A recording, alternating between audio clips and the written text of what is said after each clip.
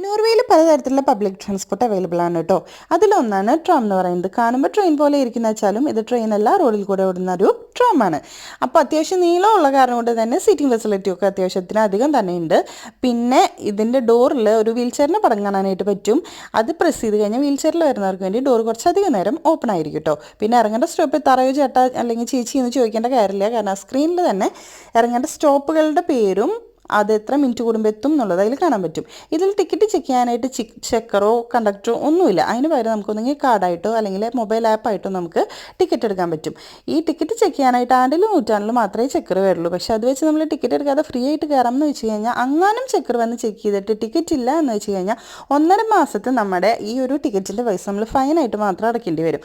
അതുകൊണ്ട് തന്നെ ചെക്ക് ചെയ്യാനായിട്ട് ആരും വന്നില്ലെങ്കിലും എല്ലാവരുടെ കയ്യിലും ടിക്കറ്റ് ഉണ്ടാവും. പിന്നെ നമുക്ക് ഇറങ്ങേണ്ട സ്ഥലമായി കഴിയുമ്പോൾ അതിന് 2 പ്രസ് ചെയ്യാനുള്ള ബട്ടണുകളുണ്ട്. അതിൽ ജസ്റ്റ് നമുക്ക് അകത്തുനിന്നും പ്രസ് ചെയ്യാം അല്ലെങ്കിൽ പുറത്തുനിന്നും പ്രസ് ചെയ്ത് നമുക്ക് ഇറങ്ങിപ്പോകാം.